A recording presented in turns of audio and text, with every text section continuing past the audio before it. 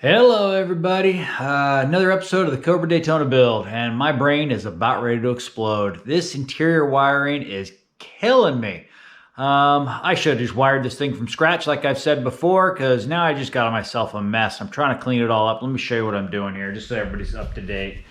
Yeah, as you guys can see here, let me climb on in here. It's a mess. So I've got the two pigtails. The Factory 5 had their here to the dash and everything. I've cut those out because there was a lot of wires there, because I'm actually wiring in a lot of the speed hut sensors directly on the speed hut gauges. I'm just going to wrap the excess wire up in here instead of trying to shorten all these things. It's out of the way. You won't even notice it. As you can see, I got two relays over here, one for ignition, one for accessories. I label them just so that way I don't forget. It makes it easier.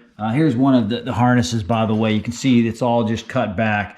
Just trying to figure out the turn signal mess. As I said, I got the Russ Thompson thing here. I think the neutral or the common is the black. Yeah, black with the red stripe, or I guess that's red with a black stripe, one or the other. That's your common, so that's when I got to tie into this gray common on that.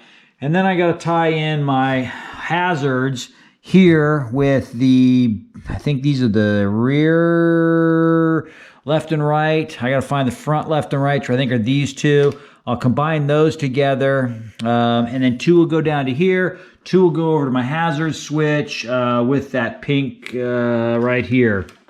Yeah, as you can see, it is. I've got myself a handful here. These are all been cut, so I just got them taped together so I can figure out what I need to do. But we're getting there. As I said, this whole area right in here is going to be kind of a mess. I've tried to thin it down as much as I can, but there's just so much coming and going from here. So I'll wrap it in some convoluted tubing, and once I get to clean it up a little bit. But yeah, there's just a lot of stuff. And this whole gauge here, you know, I got everything labeled, so I know where everything goes. Yeah, just a lot of stuff.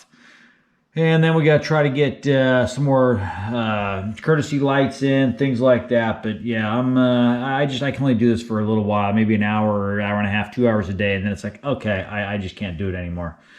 So I just want to give everybody an update. If you got any questions, as I said over here, the headlight switches and all that stuff are going to be, heck, I don't know what that one's for. Headlight switches here. This one, oh, that's the high beam, low beam switch. So that comes on the left side too, you know, and yeah, and then we got my EPB. So it's as I said, we're getting there. I got a lot of things labeled, just trying to figure out what's going on. So yeah. So we'll call this a quick video, 3 minutes, I guess, and just an update on the wiring. I'll kind of fill you in as we go along. Just trying to keep people in the loop. You know, I can't really detail what's going on. It's just too hard. It'd bore the bejesus out of you. So I'm just trying to give you updates on what's going on. That way you can see that wiring is a big job in these cars, no doubt about it.